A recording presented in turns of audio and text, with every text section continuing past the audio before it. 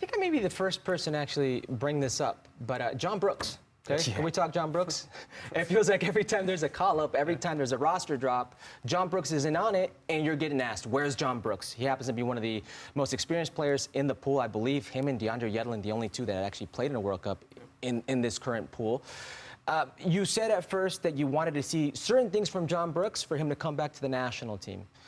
And then you don't call him up because you said, I know what he's about. I want to see other guys. So where are we with John Brooks? You can understand maybe the frustration of the fans with maybe an inconsistency or two in your comments.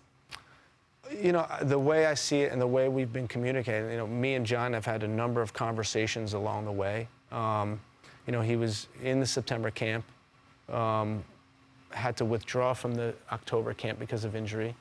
I called him before the November camp. I said, John, listen, you know, here are some things that are lacking in your game that I don't see fit our game model and that we need to address. And we move on. And we went to January and we got through that window. We entered the crucial window in March, and it wasn't time to bring him back, in my opinion. And now we go into these games in the summer where we wanted to take a look at a guy like Cam Carter-Vickers. We wanted to take a look at a guy like Eric Palmer-Brown because John has the body of work that we've seen. So to me, it's a question of let's see where John ends up. Let's see what club he ends up at. Let's see how his form is throughout the fall, and then we can evaluate it. You say you want him to work on a few things so he can better fit your system. Yeah.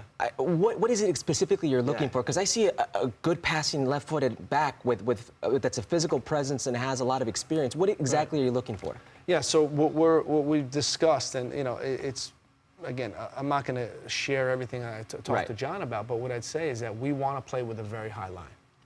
Right. So ideally, if he went into a team that plays with a high line, and we can see that every week how he's dealing with space behind him, it would really help us get a picture of what he can do for our team. So he hadn't been doing that with Westford. Well, I believe the games he did do with you, he may have struggled a bit. Switzerland, Canada in the World Cup qualifier. So those were two indicators for you, is what you're saying. Yes.